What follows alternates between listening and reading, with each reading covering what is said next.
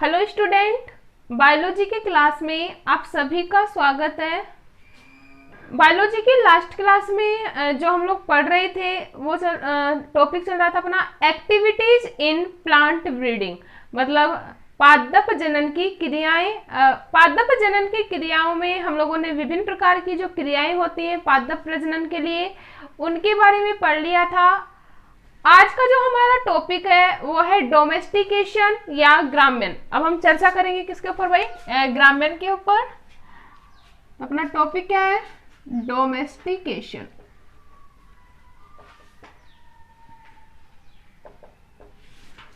हिंदी में क्या बोलते हैं?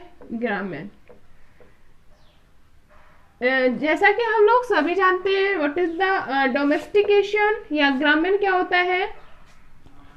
जंगली पादपों को फसली पादपों के रूप में उगाकर उसे अधिक उपयोगी बनाने की जो क्रिया थी वो क्या कहला रही थी? डोमेस्टिकेशन।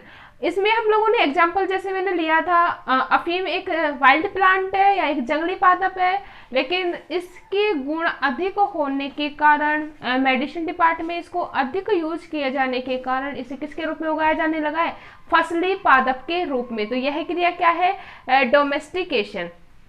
इससे क्या फायदा हुआ है डोमेस्टिकेशन की क्रिया के द्वारा? डोमेस्टिकेशन की क्रिया के द्वारा हमें उपज में वृद्धि हुई है। जो पदार्थ है या जो फसली पादप हम लोग उगा रहे हैं उनकी किस्मों में विसरण की दर न के बराबर रही है। विसरण हम लोग जानते हैं, विसरित होकर पदार्थ वायुमंडल में चले जाते हैं, जिसके कारण जितनी गुणवत्ता के मतलब जितना न्यूट्रिशन प्लांट को चाहिए वो उतना नहीं मिल पाता है। ठीक है, जितना पोषण प्लांट्स को चाहिए वो नहीं मिल पाता है, इसलिए उनकी वृद्धि या तो कम होती है, और अगर वृद्धि भी हो जाती है तो उपज में क्या होती है? कमी होती है। तो ग्रामीण के दौरान क्या किया जाता है?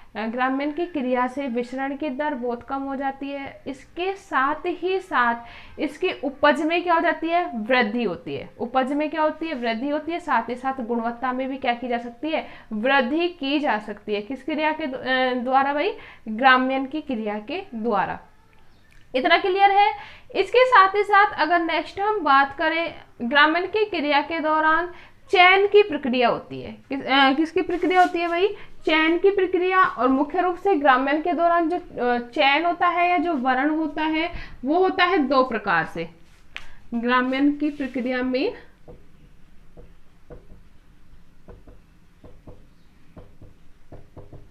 वर्ण को हम लोग बोल सकते हैं भाई चयन। कितने प्रकार से होता है? 2 टाइप से।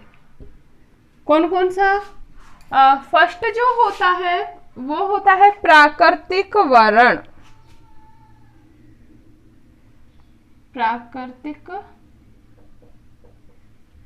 वर्ण, अगर इंग्लिश में हम बात करें तो इसको बोला जाएगा natural selection. Natural selection. Second जो होता है वो अपना होता है कृत्रिम वर्ण।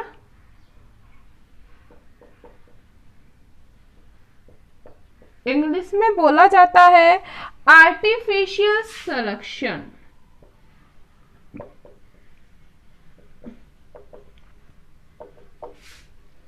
क्लियर है? तो डोमेस्टिकेशन या ग्रामीण की क्रिया के दौरान वर्ण कितने प्रकार का होता है भाई? 2 प्रकार का। एक तो होता है अपना प्राकृतिक वर्ण और दूसरा जो होता है अपना होता है कृत्रिम वर्ण। फर्स्टली हम लोग बात करेंगे नेचुरल सिलेक्शन की। क्या है भाई नेचुरल सिलेक्शन? जैसा कि हम लोग सभी जानते हैं स्टूडेंट कि नेचुरल सिलेक्शन बहुत सारे जो शब्द होते हैं हम उन शब्दों के अकॉर्डिंग ही उसे क्या कर सकते हैं? डिफाइन कर सकते हैं। तो अगर हम बात करें नेचुरल सिलेक्शन की, तो नेचुरल सिलेक्शन क्या होगा? जब ग्रामीण की क्रिया के दौरान चयन के कारक, किसके कारक भाई? चयन के मुख्य कारक कैसे हो? प्राकृतिक हो, उसे क्या कहा जाएगा? Natural selection. क्लियर है? क्या होगा जब वर्ण का कारण क्या हो? प्राकृतिक कारक। जब चयन के कारण चयन का कारण क्या हो? प्राकृतिक कारक। प्राकृतिक कारक हो तो उसे क्या कहा जाएगा भाई? Natural selection. एग्जाम्पल की अगर हम बात करें प्राकृतिक कारक की, तो जैसे जलवायु, क्या है? जलवायु या क्लाइमेट, मृदा और है जैविक कारक। ठीक है, तो वो कौन सा सिलेक्शन होगा भाई? Natural selection. वापस से देखना, जब चयन का कारण क्या हो? प्राकृतिक कारक हो, तो उसे कौन सा सिलेक्शन कहेंगे? नेचुरल सिलेक्शन कहेंगे। एग्जाम्पल हम लोग देख सकते हैं, जैसे क्लाइमेट, मृदा। जलवायु क्या है? प्राकृतिक कारक है। जलवायु क्या है भाई? प्राकृतिक कारक है। मतलब हम लोगों ने देखा कि ये किस्म इस आवास में आसानी से क्या हो सकती है? उगाई जा सकती है। इसके साथ साथ इससे अधिक उपज प्राप्त होगी, तो वो कौन सा सिलेक्शन होगा? Natural selection. इसी प्रकार अगर हम बात करें सॉइल, अलग अलग जो क्षेत्र होते हैं उसमें जो मृदा होती है वो भी कैसे होती है? अलग अलग। और अलग अलग मृदा के प्रकारों के जो उपजाऊपन होता है वो भी क्या होता है? अलग अलग होता है। तो ये सब किसका कारक है? किसके कारण है भाई? प्राकृतिक चयन के कारण। क्लियर है? नेक्स्ट अगर हम बात करें तो नेक्स्ट अपना क्या है भाई? आर्टिफिशियल सिलेक्शन या कृत्रिम वरण। कृत्रिम का मतलब क्या है? मानव निर्मित। कृत्रिम का मतलब क्या है भाई? मानव निर्मित। अगर हम डेफिनेशन की बात करें, मानव द्वारा किए जाने वाले चयन को, मानव द्वारा किए जाने वाले चयन को ही क्या कहा जा रहा है? प्राकृतिक वरण, सॉरी कृत्रिम वरण।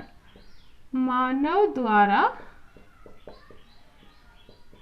किए जाने वाले चयन को क्या कहा जाएगा भाई? कृत्रिम वरण या आर्टिफिशियल सिलेक्शन। ठीक है, इसका रिजल्ट क्या होगा? इसके द्वारा मानव के, इससे या कृत्रिम वरण के द्वारा मानव अधिक उपयोगी पादपों को क्या कर सकता है? प्राप्त कर सकता है। सिंपल सी बात, आर्टिफिशियली कर रहा है। आर्टिफिशियली मतलब मानव को और अधिक उपयोगी बनाना है। हम लोगों को क्या है? पादप से और अधिक उपज प्राप्त करनी है, या फिर उससे और अधिक वैरायटी की जो किस्में हैं हमें प्राप्त करनी है। ये मुख्य उद्देश्य होता है कृत्रिम वरण का। ठीक है, तो ये किसके द्वारा होगा? मानव के द्वारा। मानव अपने अकॉर्डिंग इन्हें आवास उपलब्ध कराएगा और क्या करेगा? इसमें ग्रामेल की क्रिया को चयनित करेगा। क्लियर है? तो ये था अपना कृत्रिम वरण।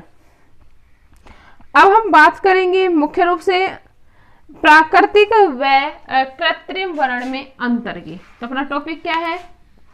डिफरेंस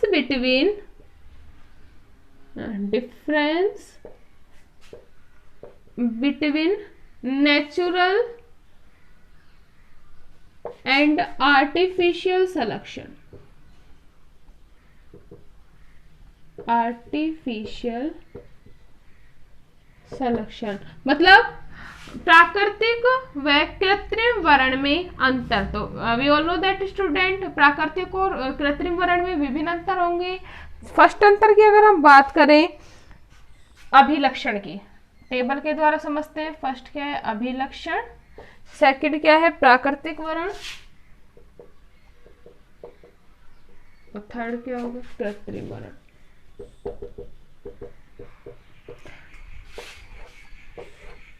अभिलक्षण की अगर हम बात करें, फर्स्ट है अपना वर्ण का कारक।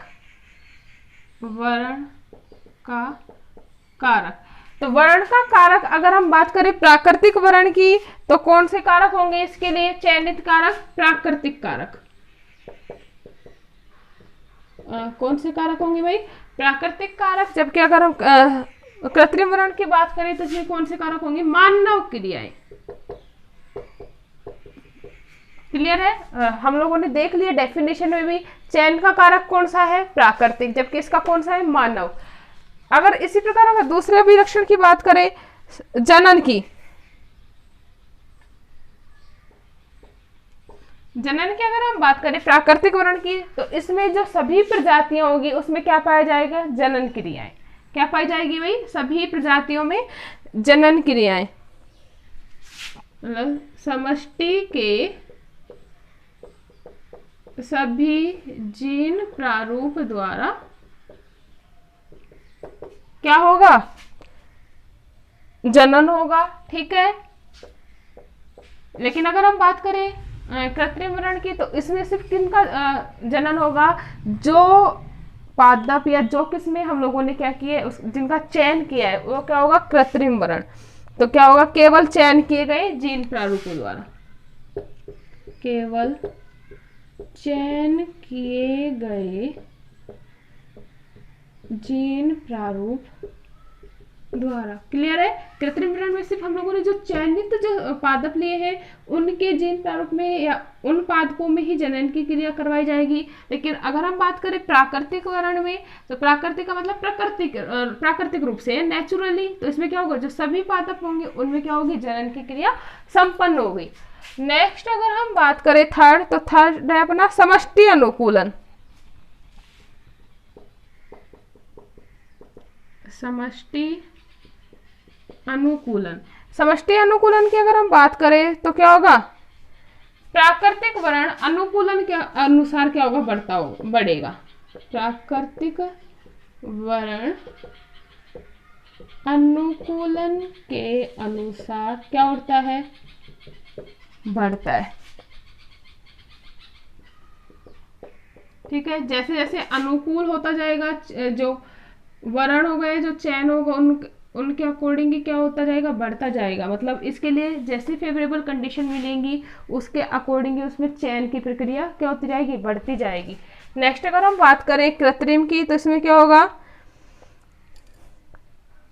प्रजनन समष्टियों में ही क्या बढ़ेगा, अनुकूलन। प्रजनन समष्टियों में क्या बढ़ता है भाई, अनुकूलन। क्लियर है, रीजन क्या है, क्योंकि हम लोगों ने इन्हें क्या किया है, सेलेक्ट किया है। क्लियर है। नेक्स्ट अगर हम बात करें समष्टि में विविधता, समष्टि में विविधता, अगर समष्टि में विविधता की बात करें तो इसमें क्या होती है, अधिक विविधता बनी रहती है, अधिक विविधता बनी रहती है, क्योंकि क्या है, प्राकृतिक रूप से। इसमें क्या होगा कि जो कृत्रिम वर्ण है उसमें सिर्फ हम लोगों ने गिने चुने या चयनित पादपों का ही क्या किया है, ग्राम्यन कराया है। तो जो विविधता हम लोग इन्हें देंगे वो ही क्या आएगी, इसमें विविधता आएगी। मतलब जितना हम जीन प्रारूप में परिवर्तन करेंगे सिर्फ वो ही विविधता क्या होगी, दिखाई देगी। क्लियर है। तो ये था हमारा क्या, difference between natural and artificial selection, difference between natural and artificial selection. विविधता में इसमें क्या आएगी, कमी। रीजन क्या है भाई, रीजन ये है हम लोगों ने सिर्फ जो जीन में परिवर्तन किया सिर्फ उसमें ही वेरिएशन होगा, सभी जीनों में वेरिएशन नहीं आएगी। इतना क्लियर है। तो ये था अपना डिफरेंस